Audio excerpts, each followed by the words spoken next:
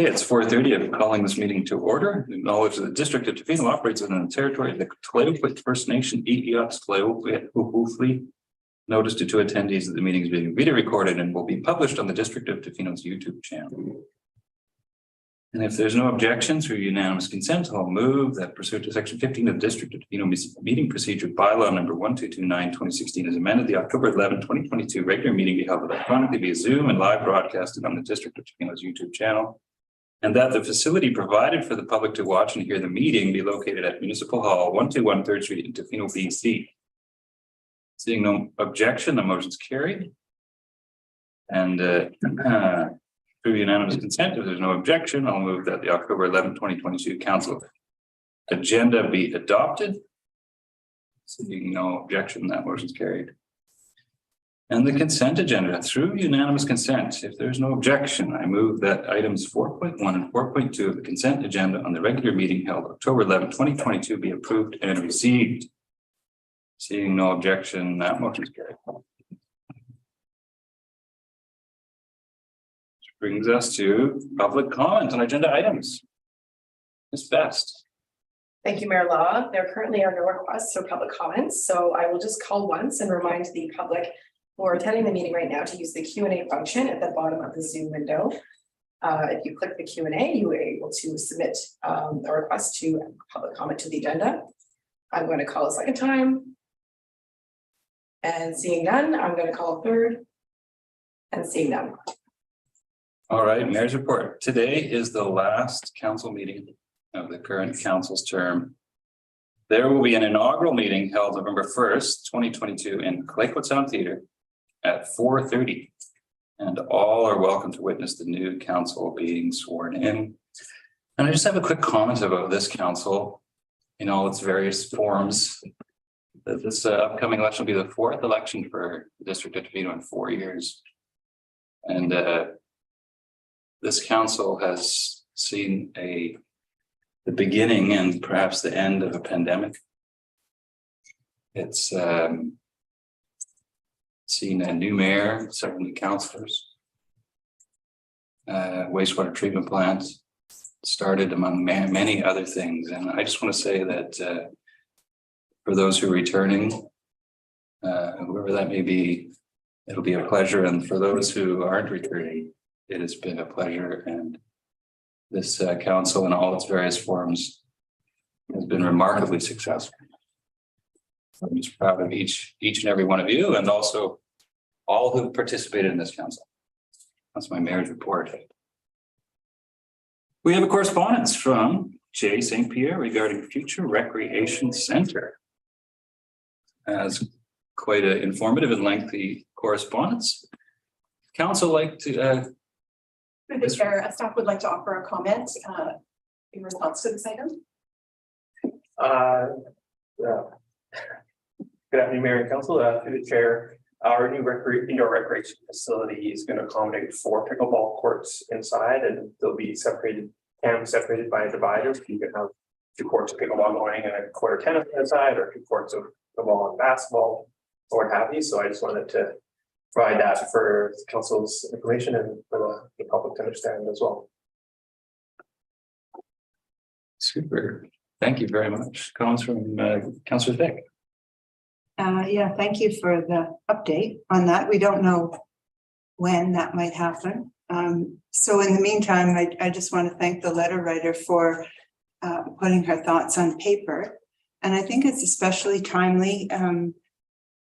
As I reviewed the goals of 21 to 23 council, it was said that a goal for this council, which I came into it late, but was community life, and it was to initiate and support efforts to promote healthy living. And in the strategic plan, I know we've had a pandemic and lots of staff changes, but I just want to remind everyone that it was spoken in 2021 that we would initiate strategic planning by July 22 for parks and rec facilities. And I just want to spark interest in the incoming council to take that torch and really carry it forward, because it isn't something that council can do on its own. It's not something that staff can do on its own. The public really needs to get behind this, and they need to lend support and advocacy, perhaps fundraising. There's lots of ways to get involved, and it's been a long 30 years without a really significant rec facility, an indoor rec facility for our town. And I think it's time that we really reconsidered this strategic priority going forward. So I just would like to say thank you, and it would be good. So, and also a reminder that I think the letter writer said, and those of you who were here in 2013 might remember that that was when we submitted an application for an age-friendly community, and we did gain that grant, and we did become an age-friendly community. So, you know, that's nearly 10 years. So, you know, time is slipping by. So I'm just saying that we need to work together going forward, and even though I won't be here in this seat, I do want to say that I will be supporting this initiative going forward from this point on. So community of Tofino, get behind what's going on, support the council and support the staff in all the efforts that we're trying to make to move this along forward. One further comment is, I think, thank you for your report, but I do think we need to consider something a little bit more in the short term. We need some work done on those tennis courts. They're very lumpy. The Parks and Rec staff have done a really good job of keeping everything trimmed back, which has been a huge improvement, but they're incredibly lumpy. They're very slippery, and a lot of people use that facility. So I just might like to see another short-term strategy brought forward to remediate the tennis courts and the pickleball courts in the short term. Thank you. Thank you. Councilor Vick, anybody else comment on this letter? Councilor McMaster. With reference to tennis pickleball courts, a lot of tourists play there. Does that qualify for some RMI funding? I know I hate to be in the queue for RMI funding, but Through the chair, staff will be bringing forward a proposed funding and plan for the tennis courts, along with some capital infrastructure updates on or upgrades on Neal Street is requiring replacement. So I've been working with Aaron Rogers, and we plan to bring something forward to the Q3 update with an updated proposal on both the tennis courts, basketball courts, and the water main. And part of that funding may be RMI, but very more likely capital and infrastructure levy. okay, thank you. Excellent, thank you. Thanks for working on that. I know you guys have been working on that. It's excellent.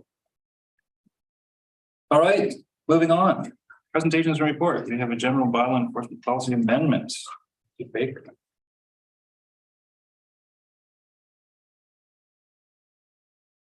Good evening, Mayor and Council. We'll have we're going to come back to talk about the general bylaw enforcement policy, but also acknowledgement that this is my last council member with all of you present. And so just wanted to take an opportunity to thank you for all of your service and commitment to the community. Definitely this relationship needs everybody to be involved to make it all work, but thank you for doing your part. Okay, so just a few slides again tonight. Several of them are going to look very similar to what we saw last week, with slight updates and changes based on questions that were asked last week and highlighting the changes that we are looking to make. So background again. So this policy was first adopted back in May of 2009. Amended in May of 2012. And then last week, October 3rd, staff received permission to proceed with the policy amendments that would update the language used and clarify complaint or concern driven versus proactive approach to enforcement based on council's priorities. Councillor Anderson asked last week, or indicated that we'd like to see what some other communities are doing as far as their approach to bylaw enforcement, whether it's proactive or complaint driven. So we've got a few. We tried to go with communities that were similar in size. So Ucluelet is complaint based for general bylaw enforcement as well as business licensing. Same with Port McNeil. Pemberton listing themselves as proactive. However, when you actually speak with them due to staffing levels, there's basically one bylaw enforcement officer. So proactive, but very difficult to actually get anything done as one individual and try and get past the number of issues there. Port Alberni complaint based as well. Port Nelson complaint. They do indicate that in their business licensing aspect, they're proactive on everything. So just to give an example, we're primarily proactive on short-term rentals. That was a direction that council wanted to go with several years ago. However, there is an aspect to business licensing that's not necessarily proactive, and we leave it up to the individuals to come to us to fulfill those needs. But that's an option down the road. Port Nelson, sorry, I just mentioned Port Nelson, Ladysmith, both complaint-based as well.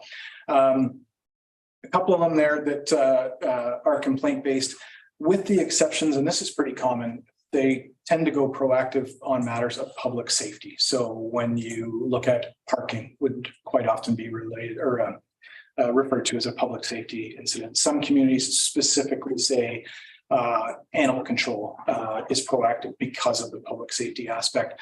But for most of them, if they are proactive, it's going to be in those public safety, maybe building inspection, those types of things.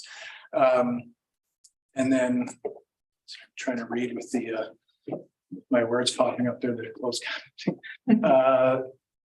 Some indicated that they are can't see what that says, but I'm going to guess. Some of our complaint driven, they've gone as far as to say is we are complaint driven, but you can only make a complaint if you are directly affected by the property or the issue. Meaning if you're complaining about a house, if you don't live on that same street where the house is, your complaint will not be accepted. Other communities go as far as to say is we are complaint based. However, if there is not a second complainant to corroborate that complaint, we won't focus on that one either. Those are for a couple of reasons. Sometimes you're just inundated with the same complaints about the same issue, and sometimes there's retaliatory complaints, which that can be quite common as well too. So that's just a little bit of background to answer the question asked by Councillor Anderson last week. So when we get to the updates that we're looking at, we have a couple of housekeeping updates, and mostly that's just some inclusive pronouns. So she, her, hers, he, him, his, and they, them, theirs. There's only two situations within the previous bylaw where we wanted to update those. So we've done that. And then the most significant change in the original policy, section 1 under general 1.1, the District of Tofino will undertake a proactive approach to bylaw enforcement within the constraints of available staffing and resources. The suggested change for that one comes under 3.1, just the way the policy is laid out. It's in a slightly different section. 3.1A, District of Tofino will undertake a complaint-based approach to bylaw enforcement, except as outlined in 3.1B, which reads the District of Tofino will undertake a proactive approach to bylaw enforcement within the constraints of available staffing and resources when specific bylaws have been identified as council priorities. And then the last change that we'll see in the policy, I've highlighted the wording that has been added to what was already existing. Anonymous complaints or those received by way of text messaging will not be acted upon except when the bylaw enforcement officer believes that failure to act on the complaint may adversely affect environment or health, safety or security of the public and may result in a liability incurred by the district. So a couple of reasons why text message complaints can be really challenging. One, it's a safety hazard for the vehicle operator. They do spend a lot of time out in the vehicle. And if you could be there, sometimes the text messages are just rolling in constantly about car parked here, car parked there, and people wanting bylaw on demand. But it becomes a distraction while operating the vehicle. So I have actually set the phones on silent and do not disturb mode while the vehicles are moving. But the other being that a complaint that comes through via text message is most often the same as an anonymous complaint that if you try to contact the person back to get further detail, they're often not responding to you at all, but you don't get a name, you don't get a location of where they live, those sorts of things. So getting additional information to research the issue becomes really challenging. So for those reasons, we are looking to not accept complaints by text message. And I don't know what happened there, but. There you go. There we go. Thank you. Recommendations for today is that the District of Tofino General Bylaw Enforcement Policy 2012 attached as Appendix 1 be amended as shown in District of Tofino Bylaw Enforcement Policy 2022 attached as Appendix 2. And if there are any questions. Sure, I got a question, but I'm going to open it up to council. Question from council? For Chief Baker, Councillor Thick, and Councillor Steer. Since our last meeting, I was thinking about one particular thing, and when it is a complaint based and say this is what I found, I was thinking about, in a small town, it's particularly difficult when we all know each other and some of our friends live right next door. But if something's happening next door and you have to register, or you feel it's warranted to register a complaint, do you need to write all the personal information or it will not be accepted as a complaint? We need the personal information so that we can actually contact people back. So the first thing that we do when a complaint comes in is we want to make sure that we get all the details so that we can then, the next step is to actually research the bylaw and find out what the difference is between what the bylaw says and what the complainant is stating is happening. And then we'll actually move forward and do an investigation on the property or wherever it may be without that follow-up information to get further details, because oftentimes people write out what the biggest concern is, but they may not include certain details that are really needed. If we don't have that contact information, we can't follow up, and that makes it really challenging. So we do generally need to have contact and where the address is and those sorts of things. Yeah. If a neighbor is complaining against another neighbor, then and something is registered, then does the neighbor then have the right to ask who is registered? Then does the bylaw give that information? They can ask, but they're not going to get it. Okay. Yeah, that part is. It's just a small town that is different than some of the bigger towns that. Yeah, absolutely. One of the first questions that we'll ask is, have you, as a complainant, have you spoken to your neighbor? Because that's often an important first step and can eliminate the whole, a lot of the issues just by actually speaking to one another. The only time where that information may come out is if it progresses to the court system and the court needs that actual information from the complainant as being an official witness statement. Yeah.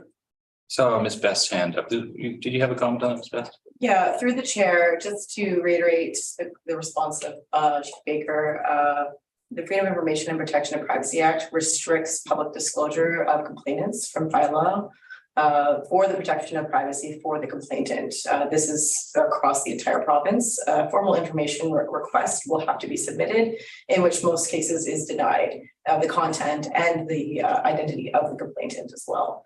And as Chief Baker stated, the only time that those could be disclosed is through court proceedings, through discovery processes, and that is quite rare for bylaw proceedings or complaints to make it to the court. So typically, the public should be aware that when you complain to bylaw services, it is confidential and it is kept that way.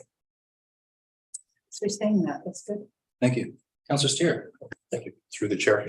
I think Councillor Thick, it was answered in part. I was just curious in terms of the language in the background used to clarify a complaint or concern, and the language of complaint is very specific as to concern, where obviously a concern is more broad based. And you chose complaint is. I guess the question is more, what was the decision process maybe on the complaint as opposed to concern, or the combination thereof? I'm just curious as to. Yeah, I think officially in the language that most bylaws will use, they'll refer to it as being a complaint. I put concern in there in the presentation and that sort of stuff because I think for many there's a stigma that comes with the word complaint. I don't want to be the complainer, but people have concerns, and the phone lines are there, the emails are there. And if people have concerns or questions, that's a lot of what the bylaw officers are doing, is they're actually fielding questions, providing information to people that just aren't quite sure what the bylaw is, but there's something that's concerning them, and maybe it's an infraction and maybe it's not. So I tried to keep the language a little bit more open in the presentation and information. But with regards to the policy, I have it as compliant because that's how it's going to be seen through an official process. I have just a question about, how it looks in real time. I'm just going to use an example of what we've already kind of gone through with the dogs off leash issue that happened earlier in the year. So my understanding was there were some complaints, also some letters to council. We discussed it, can we go whole, what can we do? Now, I don't think council didn't actually make any recommendations for enforcement or anything like that, but it ended up that some increased enforcement happened. Now, if you could just say, like, how would that have looked if it would have looked any different with the change in policy? I mean, if there was how would you have sort of navigated that a little differently with council, if at all? Just trying to make sure I understand the question. So do you mean if council had said that, sort of outlined it as a priority, or If it wasn't a priority through the budget process and the annual planning, but then say midterm or somewhere within the year, it becomes an issue brought forward to both. Would this change that process? For council or staff?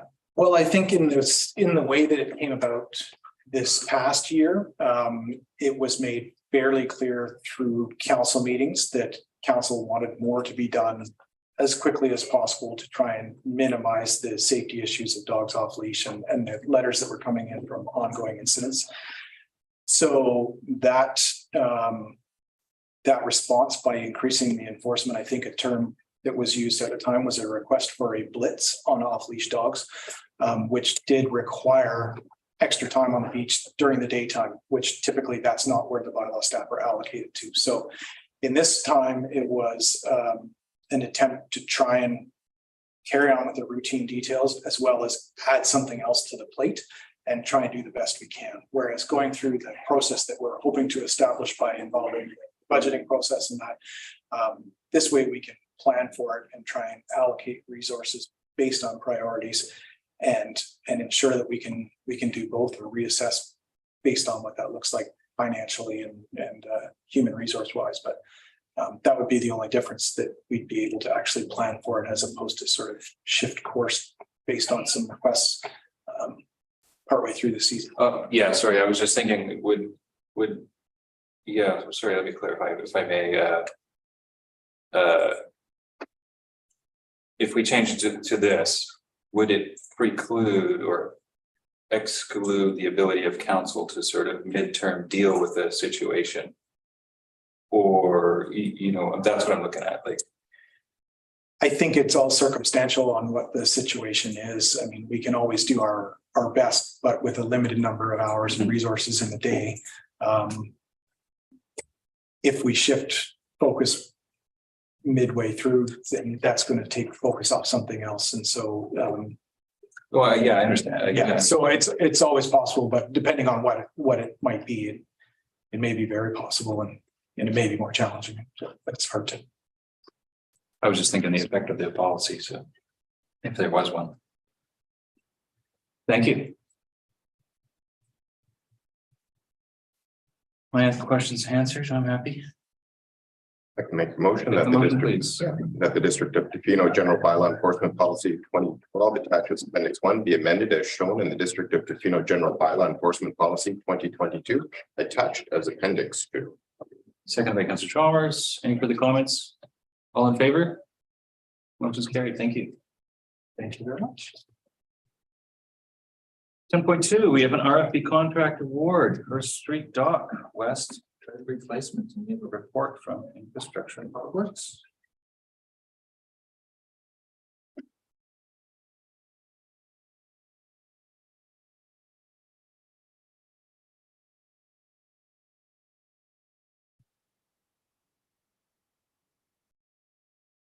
Good evening, Mayor and Council.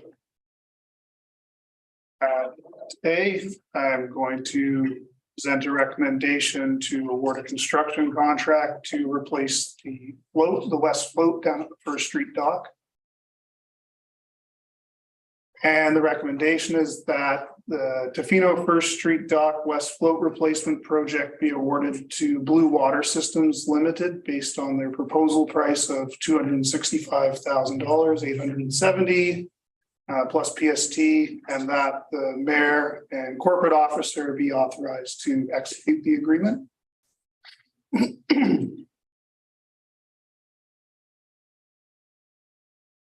All right, so start with the financial impacts. So budget to do upgrades surrounding the First Street dock was approved as part of the 2022 to 2026 financial plan at $350,000.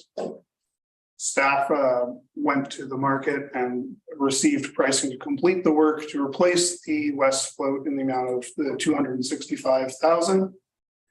The district may receive an additional $50,000 from Surfrider Foundation in the event that air-filled float billets are able to be used instead of EPS or foam-filled billets. We also have some provisional work items that were priced out as a result of the proposal submission, which we have on the next slide here. So the base contract proposed value here is $265K at the top.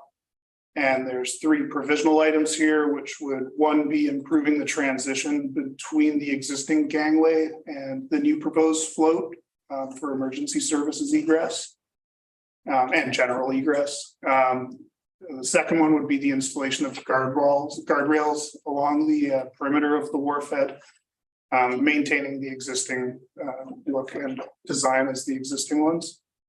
And the third one would be replacement and installation of the safety ladders that are currently or at every 30 meters along the perimeter of the wharf and bring up the existing ladders to current regs. Some background. So in May of 2022, staff engaged McElhaney to complete a marine facility condition assessment of the asset of the dock. One priority identified within that assessment was replacing the west float. As you can see from the photo indicated there, it is sinking at the one end of the dock, so it is currently failing / failed. Another background, the west float is used as daily access, critical access for offshore users, most specifically the Tla-o-qui-aht Nation to get in, and then also our emergency access as well.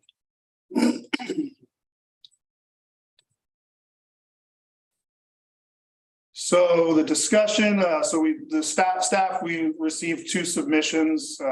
Blue Water Systems was the company that was evaluated and was deemed to have the superior proposal, both by cost and methodology.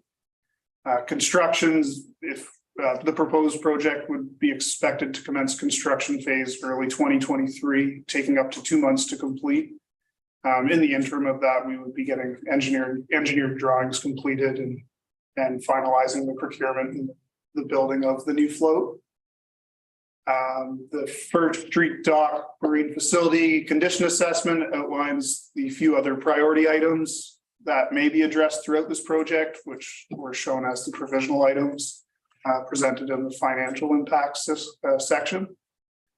And staff intend to include all of the proposed repair and maintenance items that were brought up in the condition assessment for the First Street dock in the forthcoming 2023 to 2027 financial plan. The community engagement and communications section. So should the project go through, we will make information regarding the project available through Talk Tofino, our online engagement platform.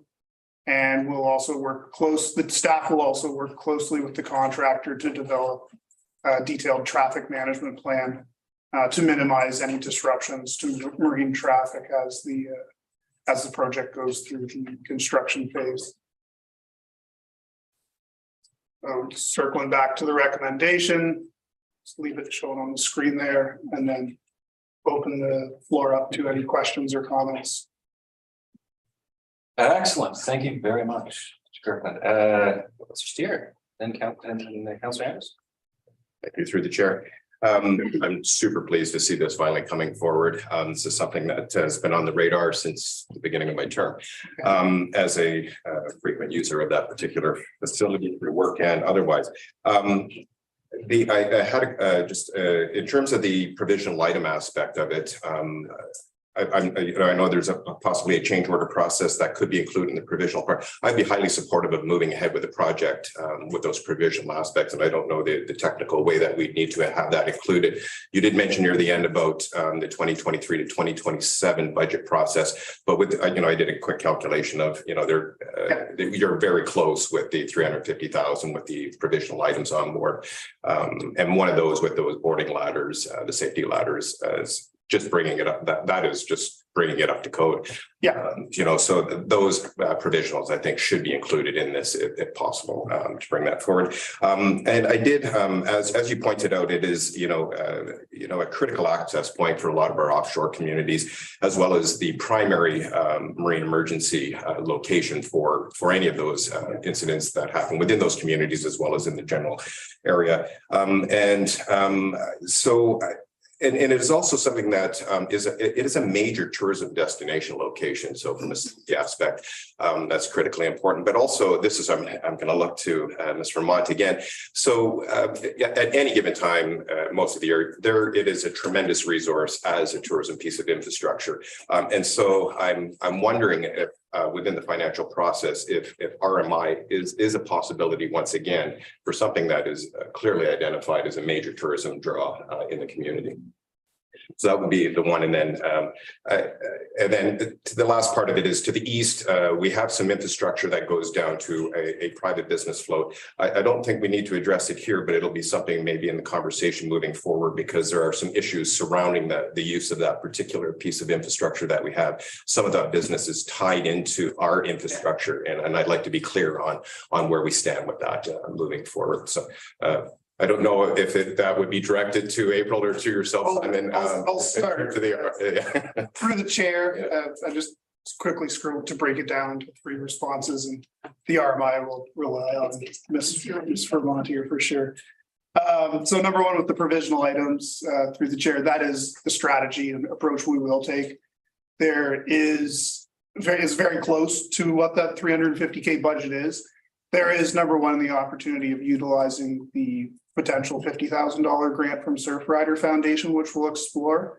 And then given the fact that construction won't start till early 2023, that could be something that staff will explore how to blend that financially so it could carry over. Number 2, I'll hand that off if that answers the first question. Yeah. And number 2.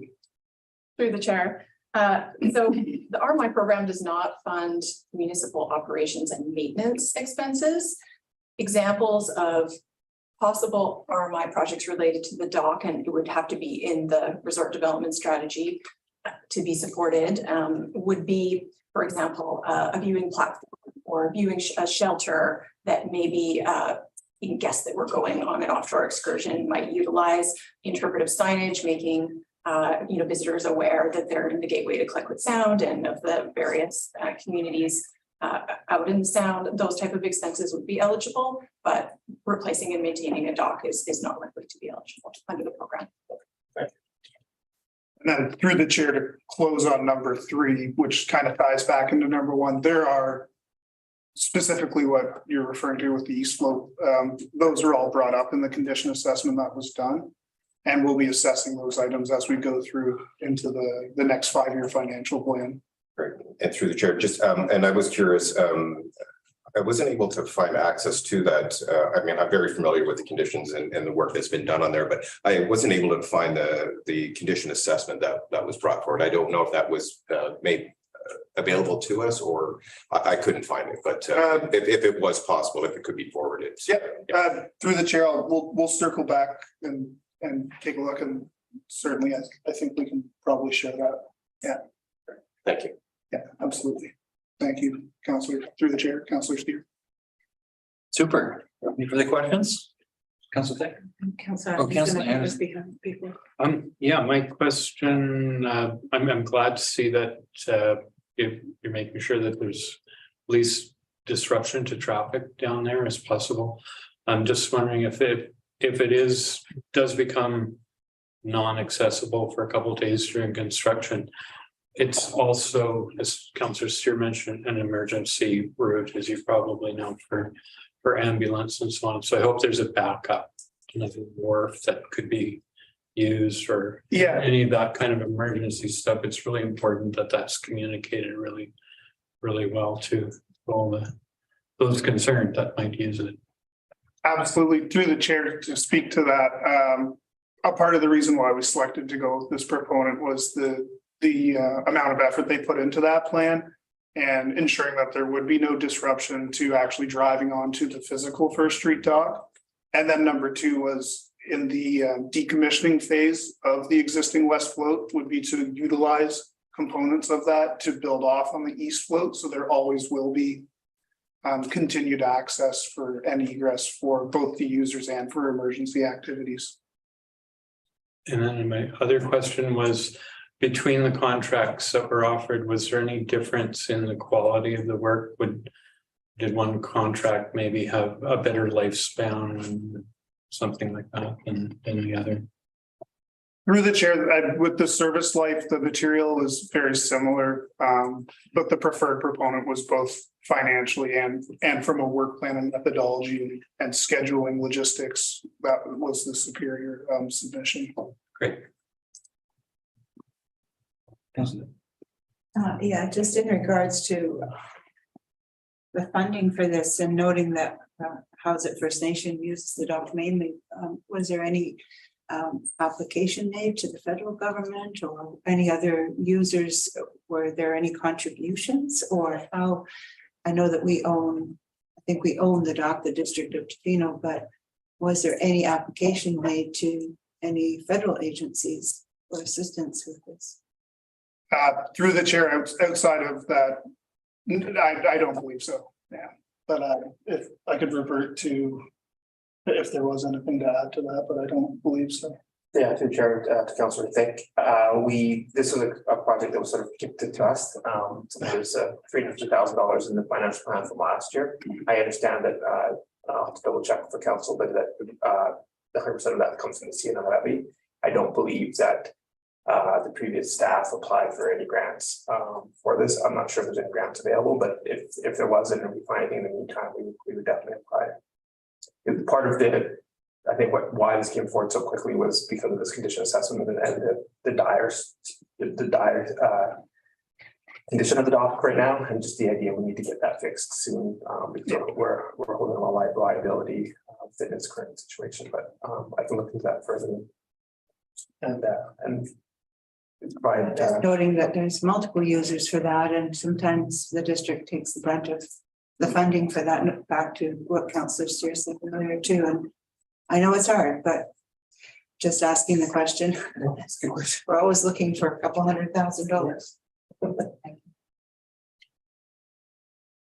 Thank you. Seeing no more hands up, no more questions. Would somebody like to make the motion? Councillor I'd Steer. like to make this one, that the First Street Dock West Float Replacement Project be awarded to Blue Water Systems Limited based on the proposal price of $265,870 inclusive of PST plus GST, and that the mayor and corporate officer be authorized to execute the agreement. Seconded by Councillor Master. Any further comments? All in favor? None opposed, motion carried. Thank you. Thank you, Mayor and Council. We have a resolutions tracking report. It's best. Thank you, Mayor Law. There is no PowerPoint presentation this evening. This is just a verbal report to let council know and see the resolutions that have been implemented from this specific council. So this is leading off from the previous bylaw action to present day to see all the resolutions that were made by council. And as you can see in the council agenda, there were many. There are many decisions made, and staff like to track those resolutions to see if they've been completed. Each manager or staff member that has a resolution assigned to them indicates whether things are completed or in progress. So we wanted to provide that to council as this is the last meeting of the term. And we do have the field open for questions. If there's anything in there that council would like to ask to staff, the directors here are ready to respond to anything. Otherwise, it's just for information. Councillor Chair. Through the chair, I just had a question, reading through them, and you're right, there are a number of resolutions. If there was, in the estimation of council, and having to go back, and I tried to reread, going back historically, if there was a resolution that says completed, but in my mind, hasn't been fully completed, how would one bring that forward? To ascertain whether it has been completed or not, because of my estimation, the resolution had not been completed, as I understood it to be. Yeah. Through the chair, that's a great question. Through the chair, referencing, but if there was something you wanted to follow up on, if not here today, then certainly feel free to approach myself. I'll push back or the PA directors. I think that would be good. Well, we don't have too many days left, but anyways, thank you. Thank you. Councillor Day. Yeah, I just want to say, I think this is a really excellent piece of work, and I appreciate it. I enjoyed reading those things because sometimes it feels like not really can't remember everything that you have done or you haven't done, but I think it's excellent, and I just hope going forward that it would be I don't know, quarterly or twice a year that this could come forward to the incoming council. So I just want to say thank you. It's excellent. I really appreciate it. Super. Councillor Chalmers. Sure. I'd like to also just follow up on what Councillor Thick said, that it's so helpful and also a very good reminder for us. You know, we talk a lot about financial constraints, but understanding how valuable staff time is, and it's easy to sit here and make resolutions and kind of forget how much is already on plate. So even being able to look at that with an understanding of what's already out there as we're prioritizing and stuff like that. So for the future council, even having something like that, strategic planning, that may be beneficial, or a way to kind of remember what's out there. Mm-hmm. Super. Councillor Anderson. Yeah, it's great to see it. To me, I've seen other lists of resolutions, not necessarily at the end of the meeting, where there were many outstanding resolutions. And I think it speaks to two things: that we're properly staffed now to deal with resolutions, but also I think we're more careful in how resolutions are brought to council and decided on. We have the, as we're using today, the notice of resolution process, so that a resolution is thought out before it comes to council table. And you don't have those resolutions on the fly where you're just addressing some issue based on a letter or something. And those resolutions are sometimes very difficult to deal with at the staff level. They don't really fit into a work stream. So yeah, so commend staff for being diligent and following up on them, and commend council for being careful about what resolutions to deliver. Excellent. I have a comment. I actually love reading this, and I concur with everybody. I noticed there was some gaps in the numbers of resolutions. So there was some resolutions that were, some of them might have been the closed session, but I did look one up, and it was and it was interesting for me because the one that I did look up, because I was already interested in it anyway for this meeting, but there was a resolution by council to move a discussion to committee of the whole, which we did. And out of that, there was, I believe our CAO said, oh, we're going to come back with a report. But it didn't actually happen. So, but it's not in the list, and there isn't actually a resolution for council to get that further report. So how do we deal with that going forward? Is there a way to sort of keep a track of those sort of gray areas as well? Or do we just stick to, like, if it's not an actual resolution on the list, Yep, through the chair, if it's not a recommendation, the software that we typically use doesn't capture that action. So that would be something that was specifically assigned to the CEO or a manager or director to follow up with. Should it not be a direct recommendation from council? Our software doesn't really allow for that tracking report to produce things that aren't specifically from council that was voted on. So the recommendation would be anything that council wants on record would be a recommendation that's voted upon. And why, well, so, and another question is why was there some gaps? Like, why would that recommendation that was on there to move it to a discussion not be on the list? Through the chair, not quite sure exactly the answer, but the way that we produced this report is individual managers and directors that had been assigned recommendations would go into the software that we use, which is called iCompass through Diligent platform, and they would whether select complete or unknown, and then we and legislative services combine all of those reports together for this what you see today. So it could have been an error. It could have been something really innocuous. It could have been something that it wasn't on the minutes itself. So we can look into that if you want to let us know what that specific one is. And we certainly can follow up with that. Yeah, it's not a big deal. I'm just wondering because I noticed I just found that one by accident and I didn't realize it wasn't on the list. And then I was like, oh, there's a bunch of other numbers missing. I just wondered where that would be, but that makes a lot of sense. Thanks. Yeah, the report is a combination of all the departments giving information together and we just put it together. So, And this isn't a criticism, by the way. It's just an observation. Yeah, not a big deal. To me, just to be clear. Okay, super.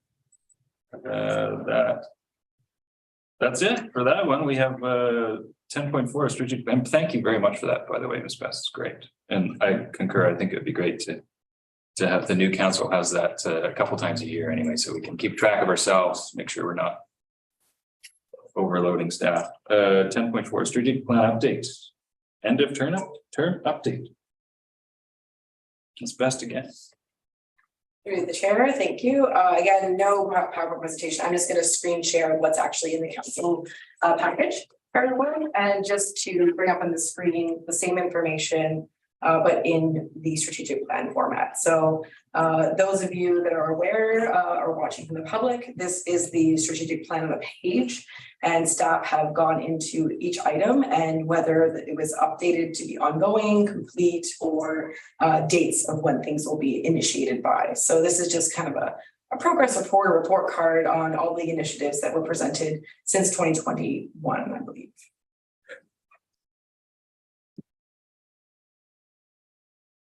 Super. Comments from council? See none. A tremendous amount of work staff have done and council have done over this term, I gotta say. Again. And lots of good things coming. Seeing no comments, I guess we will move on. We have a temporary borrowing bylaw. Report from Financial Services. Good evening. I have prepared a bit of a PowerPoint presentation here. And oh yeah, how do you book this little doodad? So just a moment, please, and I'm gonna just share the screen, just the right-hand side arrow. Okay. And move to the next slide. Okay. So this is a temporary borrowing bylaw. So I'll bring you back to December of 2018, late 2018, 2019, a loan authorization bylaw number 1253, 2018 was adopted by council, and it received final certificate of approval from the Deputy Inspector of Municipalities of BC on December 13th of 2019. This is allowing the district or giving the authorization to the district to borrow up to the $16 million for improvements to the district's sewer system, which includes the water treatment plant, the conveyance system, outfall, and composting facility. So our next step in this process is to introduce a temporary borrowing bylaw. I'll just take one step back. So with the loan authorization bylaw, we could have sought long-term borrowing through the regional district. But at this stage, we're actually requesting short-term borrowing in order to provide a cash flow management with our wastewater treatment plant construction. So under section 181 of the community charter, we're required to provide short-term borrowing or to apply for short-term borrowing. And this vehicle will allow us to borrow funds to adequately manage our cash flow during construction of the wastewater treatment plant. So the financial impacts of should council adopt this bylaw, we will utilize short-term borrowing vehicle through the municipal finance authority. The current interest rate would be variable and it's currently at 3.67%. We would undertake monthly interest payments, which are based on the outstanding balance at the time. And the principals will be repaid through the long-term borrowing proceeds.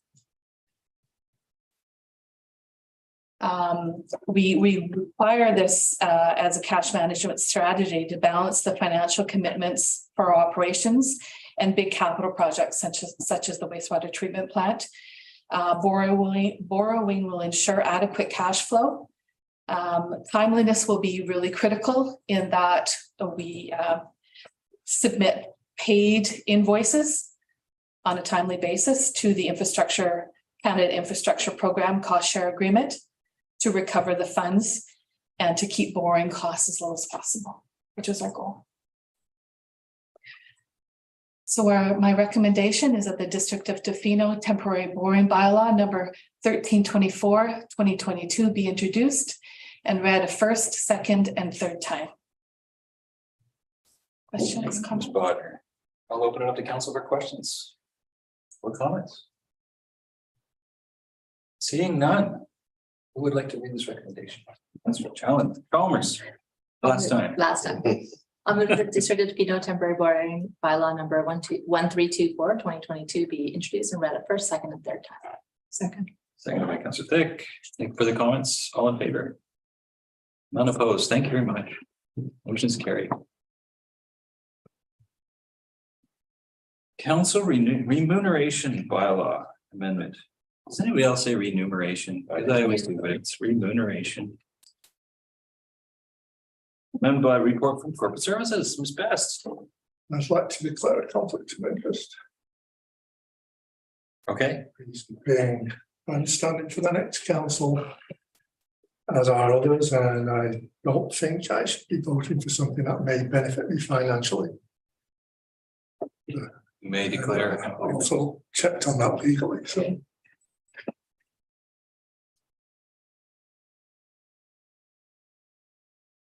Which does raise the question then for the remainder of those of us that are.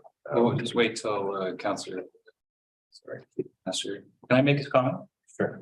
You get a legal opinion on this as well. And I was pointing to the, I believe it's the municipal act that has a provision in there for councillors, municipal elected officials to vote on their own remuneration. So I believe there is a provision in there that we are allowed to do that. That was from our lawyer. Comments, Councillor Anderson? Well, Councillor McMaster is assuming he's going to get elected. Like That's there's just the way the numbers are, 2 out of 3 of the incumbents will be elected. Only one person cannot be elected, but none of us know that we're going to be elected. So I do. This is why I asked. So anyway, there's that aspect of it too. Then I mean, just the yeah, the chances are very strong. The point is, my point was Seven is that even if running you're for 6 seats, but yeah. But I agree with what you have found out. This question has been raised before at council, so. okay, comment from Ms. Best. Thank you, Mayor Law. Through the chair, As corporate officer, we would recommend to council members standing or in an election period to seek their own legal advice. Typically, when there is a conflict of interest, whether perceived or real, it is up to the individual themselves to declare it. So should Councillor Ambassador choose to do so, it is his prerogative to do so. If other councillors choose not to, it is theirs.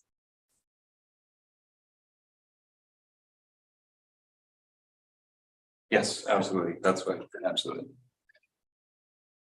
Any further comments, questions about the actual, from Ms. Best about the remuneration bylaw? Seeing none? I can read it. And there is a, okay, go ahead. Oh, sorry, there's a report. Just a point of information that the bylaw itself, that was an initial draft, just stated the councillor remuneration was the wage of the mayor and vice versa. So just to clarify with anyone in the public who received an earlier package online, that has been addressed and the actual remuneration is accurate now in the bylaw online. So we won't be paying a councillor wage to the mayor or vice versa. We will be actually paying the mayor wage as recommended in the previous council meeting. I was going to say that's the first time I've ever seen any councillor declare their conflict of interest on remuneration by.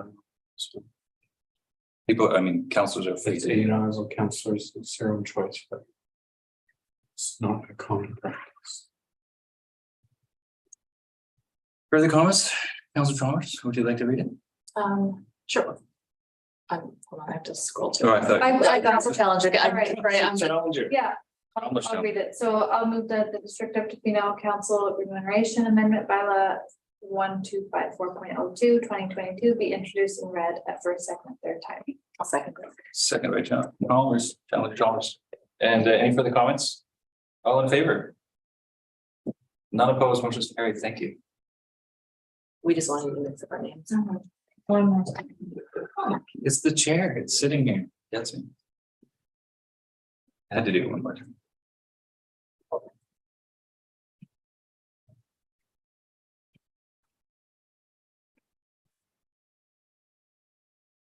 All right, moving on to item 12.1, notice of motion from Councillor McMaster. Just talk myself.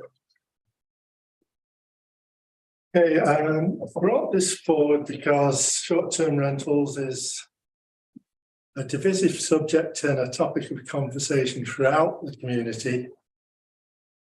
And I feel we need to get the community involved as to determine a way forward. I think short-term rentals brings a lot of benefit to people. It allows people to live here that probably couldn't afford to do that. But it's also affecting neighbourhoods in terms of noise. It's creating a part of the housing problem we've encountered. It's also affecting infrastructure. And I don't want to be making that decision by myself. I have my opinions on short-term rentals, but I really think the community needs to be involved in this. So where I want to see staff get involved is how we can take it out to the community to get their opinions of maybe everybody just wants to continue and we have short-term rentals all the time. But I'm tired of answering questions of, well, Wales does this or Hawaii does that, and why don't we do this? Because I don't think the community is educated enough about what we can do, what we may be able to do, and what we can't do. So whether it's a town hall meeting or a standing committee of some members of the public and council members or talk to Tofino, I think this subject's got to be taken out into the community as to look for a way forward. Because I don't think any of us is qualified to come up with any solutions around this table tonight. I'm not prepared to make decisions for the community on this bigger subject.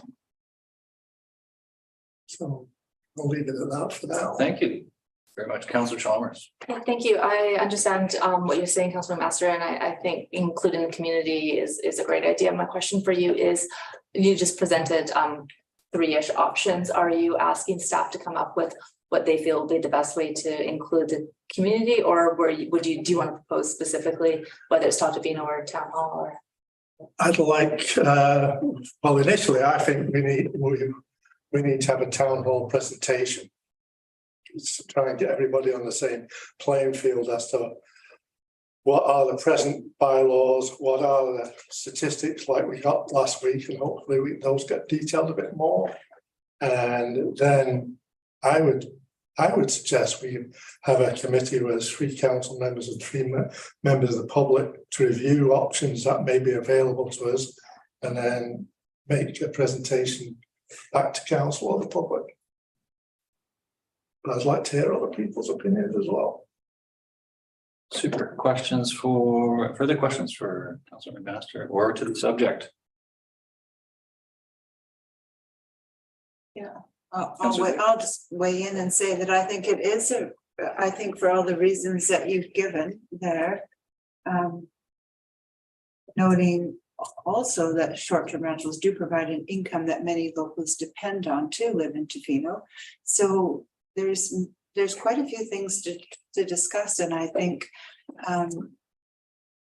it's time, as you said, to sort of take this matter out of the closet and just bring it forward and ask people, what are our goals for our community, and how is it that we wish to live with each other. And I think this is a very, very good start, and I think it's timely, and I think it's it behooves us to begin this discussion. So I think the approach is also very good, bringing it into the public, perhaps through presentation, just to bring people, give people a history and to bring people up to speed with what the current bylaws are, and then to just think what we want to do going forward. So I think I really appreciate this, and I think it's a good idea. Thanks, and thanks, Councillor McMaster, and I agree that it could be really helpful for, we are at least the members of the community that would attend a town hall to receive information. As a councillor, I've received quite a few questions over the past couple of years about short-term rentals, and often community members have opinions about them, but also don't understand why someone can have one, why others can't, how the zoning works, and so and I don't understand it completely either, of course. So there's, I do think that there would be value in that, at least for those who. So I think that is a good idea. And also like to, with the people that say we, should be proactive in enforcing these things and clamping down, I think they need to know what the cost of doing that is, because I think that would scare some people off a little bit. I have a question for Councillor McMaster, and it was in the discussion. Now, maybe this is a question for you as well as for Ms. Best. So I'm in support of this notice of motion, but I noticed in the discussion section, it says issues to be investigated are through zoning restriction, the number of STRs allowed in new developments, only one STR business license per individual home, restricting STR to the principal residence. Now, I have a question for you. My personal feeling would be that it include but not limited to those 3 items. Is that what you meant, or were you trying to say? No, it's definitely not limited to those things I'm throwing out there. Sure. Super. And so then maybe Ms. Best, does that factor into this notice of motion at all? Is that language, or can we assume that discussion is going to go beyond those 3 items? Through the chair, of course, this notice of motion document will be what staff refer to when, and if council chooses to second and then vote in support of this motion. However, if there are additional items that council would like to add here, this is a good opportunity. I don't believe that council will just staff would just only restrict those 3 issues. This may be a broader item that would staff may have to come back to council with whether it's a project or a proposal of a plan of action. So I believe this would be the start of something else. So I would like to defer to the CEO if there's other thoughts on how we would proceed with this. Through the chair, I agree with Ms. Best that this is a fairly extensive undertaking and staff would be looking at a number of considerations, not just the three that were identified in the notice of motion document. Okay, so what I would propose then is to make an amendment to change that language to instead of are to including but not limited to, which would show your three things, but then allow that a greater leeway according to the document. That would be my preference. I'd accept that. Okay. Once we get into the motion, then I'll make that as an amendment. Councillor Steer, No, I'm good. is anybody against this? Okay, well, let's, Councillor. I'm not against it, I'm supportive. I'm just thinking of the wording of the motion and directing staff to engage with the community, but when talking about a town hall, that's usually a council driven. Am I mixing that up? Town halls are usually council driven. So maybe potentially proposing an amendment to the staff be directed to engage with council and the community to create a town hall, and then maybe, sorry, I'm thinking of the wording right now, but including the and potentially thereafter working to create a working group or committee. Sorry, I've got to think that through. As I said, I'm just checking if people are amenable to amendment and then I'll propose it. Councillor, sorry, Ms. Best, go ahead. Through the chair, if I may make a suggestion, just a third line of the recommendation could be, and that staff be directed to report back to council with a engagement proposal or project proposal plan regarding short-term rentals. So then council then could approve the plan of action, the budget, timeline, expectations, and whether we need to use a third party to do this type of work. Thank you. I will propose that amendment. I can pull that up. So, and staff report back to council with options for. With the project or program proposal regarding addressing short-term rentals. Thank you. With the project or program proposal. Now, is this allows staff to or council to still, debate the merits of the feedback. That's right. This is not precluding councils. Okay, I think I got it. Okay. All right. Well, then what we'll do is can we read the initial motion, then make amendments to it? Or we make amendments now? Through the chair, there is no motion on the table currently, so you can just read as a first, because it is Councillor McMaster's. I would recommend he. Okay. Tell you what, Councillor McMaster. Do you want, because I written. Go ahead, right? The thing is, I've got some of this language here, I've been writing it down, so we can either have Councillor McMaster read it and then ask, or we can read it. I can read it with Councillor McMaster's voice. Yeah, just put an English accent on. I can do it.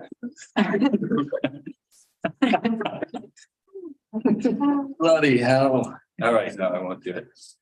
I'll just read it. Okay, here we go.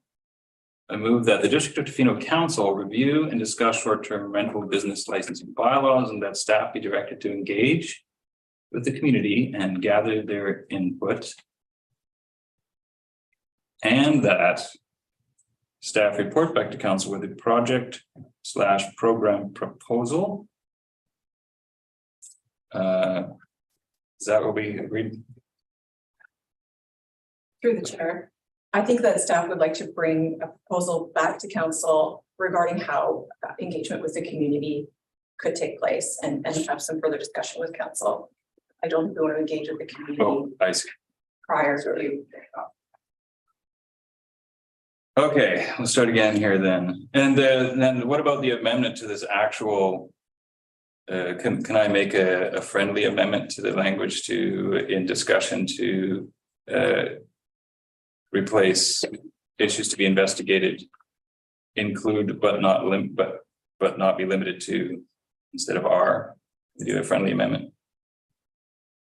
Oh, that's not really in the motion, is it? No, it's not. I just realized that my point about the language in this document isn't actually in the motion. So I'm just wondering how we do that. Staff will reflect this in the minutes to state that the notice of motion was amended in terms of the discussion. Okay, that's fine. To say investigated, including but not limited to. Okay, that's good. And then we'll go back to the motion then. In this case, we're replacing the second clause and that staff be directed to return or report back to council with a project proposal to engage with the community and gather their input. Is that correct? I'm looking to McMaster. It's your It's close enough. it's your motion. I can take it. Okay, I think the actions is going to speak louder than the words. I think everybody's in favor of this. We're all in favor of this. It was just, these are friendly amendments. So just to be clear, this is not this is just to make it work better. Or work. Okay, any further comments? Councillor Anderson? I'm just getting down into the detail of the motion again. Do we want it just to be that the District of Tofino review or District of Tofino Council review? District of Tofino Council leave staff out of the whole review process. So. Councillor Chalmers. Well, I think that we've included the staff by the fact that the second part of the motion is and for So staff to that's- come back with a project. But it's general enough. Yeah, I think this is just asking the staff to come back with a way forward for us. Assistance in a way forward. Yeah. Yeah, super. And I believe Mr. Thick said that this was already on the books. They were planning to do it. So this will just give oomph to that. Procedurally, you've moved the motion, but we haven't seconded it yet. Correct. I'll second it. Seconded by Councillor Chalmers. All right, any further discussion on the motion? All right, good. It's never too late to learn, it's our last meeting, right? Together, okay, seeing no further comments or questions, I'm calling the question, all in favor? None opposed, motion's carried. Great. Moving on to committee and external appointment verbal reports from council members. We got, I did have business initiated by council and an update. where are we? Business initiated by council. Oh, right, I thought that was you. Sorry, committee and external appointment verbal reports. Isn't that you for Harbor Authority? Oh, sorry, 12-2. Got it, thank you. That's you, you're up. Just a quick update from the ACRD West Coast Committee meeting in regards to transit for those that were at UBCM that attended. Minister Fleming had indicated that the funding available for a service expansion for the 2023-24 budget was unlikely. This was, of course, disappointing news. And ACR staff, though, have continued to proceed with the ACRD's interest on an expansion of service through approving the MOU letter with BC Transit, and that was brought forward at West Coast Committee and will come to the board. The official communication with the province won't be received until budget is announced in February 2023. So there's always a slim chance that we may get a positive, but it was very clear that that service expansion was not in the works. That being said, the minister did recommend to the ACR staff, and they are investigating alternative interim solutions as recommended by the minister. That is proceeding as we speak. Nothing coming forward at this point, but staff are moving forward with that. The other just point of interest at the landfill. There will be an increase in the tipping fees to reflect the increase cost, mostly due to inflation, but we are upping our service level there with quite a large expansion out there. And part of the increase in the tipping fees is so that we're in line with other regional districts, so as to discourage potential garbage being transferred out to our area because it's cheaper to deposit it here than to other regions. So that was a small but an important part of the conversation as well.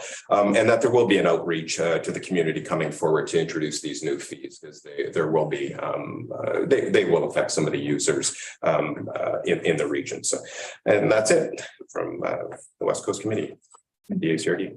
I have a question for you. The alternative interim solutions for transit, if the transit is pushed off, what is that? Is that, are we going to be part of that discussion? District of Tofino, District of Tofino? So it is an ACRD service, but I suspect those conversations. One of the in our discussions, it's clear that the best route forward is for BC Transit to provide the service. They are who do it. They do it well. And so that is the ultimate goal. And so the interim solutions that would be coming on the table would have to be in discussion with the municipalities and the electoral areas that would be serviced by it. At this point, I think they're still digesting that news and reflecting on the disappointment. Nothing has been brought forward in terms of any potentials at this point, but speaking with staff, I cannot speak for them, but I assume that they will be making direct inquiries to the municipalities and the electoral areas specifically that will be involved. Super. Thank you. Thank you. I have anybody else? External committees? Yes. Councillor. I just wanted to say a word of thanks, but whenever. Oh, yeah, I do have one thing. For council. Now, this is just put out the council because it's not a committee. But it is, so I've been invited by the Federal Minister of Fisheries, Joyce Murray, to meet tomorrow in Campbell River. So I've accepted, but because it's not a committee, I do believe that I have to ask council for a motion to go so that I can get my trip paid. I'm not staying overnight, I'm just going up there and back. So just to be on the safe side, I'd like to look to council and for a motion that I go to Campbell River tomorrow for the day. I can make the motion for Mayor Law to attend a meeting with Minister and that his expenses for that are covered. Would that be sufficient? Great. Thank you, council. All in favor? Thank you very much. That's it for me. Councillor Thick. Yeah, I just wanted to say thank you to everyone that I've worked with the last 2 years and the 7 or 8 before that. And just wanted to say it was a real privilege to work with you and appreciated the points of difference and the points of concern and the agreements and all of those things. So, and just to the public and the district, the residents of the District of Tofino for putting their trust in me, and it was a very big privilege to serve. Thank you. Can I follow up too? Yeah, I want to say the same thing. I've learned so much over the last 4 years, and it's been incredible working with staff and all of you, and always loved disagreeing with everybody and learning so many different perspectives. So and agreeing. thanks. I feel the very same way. It's a sacrifice. It's thanks. Stuff. All the best to those of you. Good, you've done a great job. You really have made a difference for good. Question period. Thank you, Marla. There are no public attendees in the meeting right now, so there are no questions. Super. Well, then I'll make a motion to adjourn. oh, okay. Seconded by Councillor Chalmers. Third. All in favor? Unopposed. Meeting adjourned. I can see you. Can I?